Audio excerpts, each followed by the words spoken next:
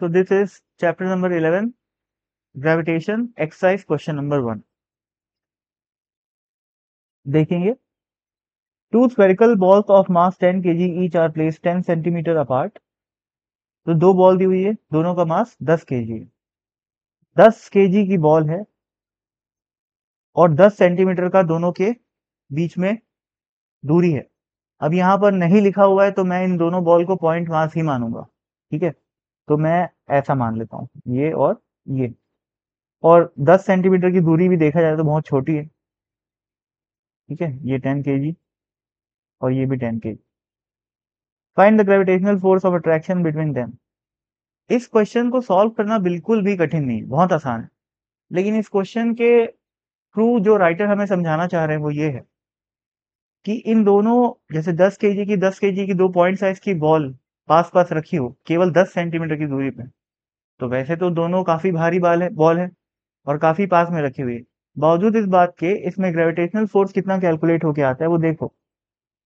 दोनों पे बराबर लगेगा फोर्स, अट्रैक्टिव फोर्स।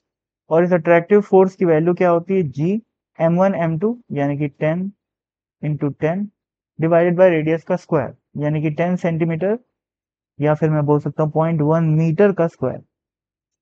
तो ये हो जाता है 6.67 इंटू 10 का पावर -11 इंटू 10 का पावर 4 आ जाएगा। तो ये आ जाएगा 6.67 इंटू 10 का पावर -7 न्यूटन। तो क्या इस क्वेश्चन को सॉल्व करने में कोई बड़ी बात है क्या? बिल्कुल नहीं।